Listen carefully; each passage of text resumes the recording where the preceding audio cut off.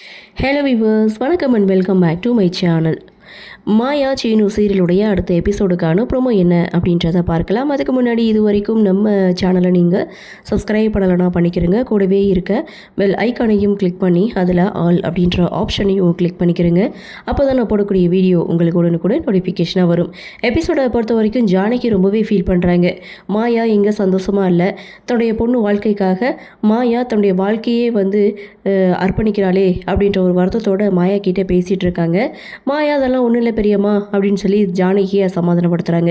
இன்னொரு பக்கம் சாருவுக்கு சுளுக்கு பிடிச்சிருக்கு அப்படின்னு சொல்லி சீனு தைலம் தேய்க்க ரூமுக்கு போகிறாங்க.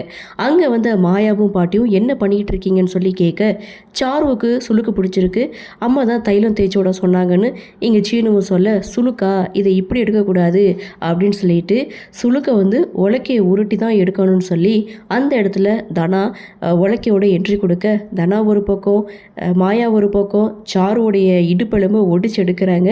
வலி தாங்க முடியாமல் சாரு ஒரு பக்கம் அலற இதோட எபிசோட முடிக்கிறாங்க. பார்க்க நல்லா தாங்க இருக்குது.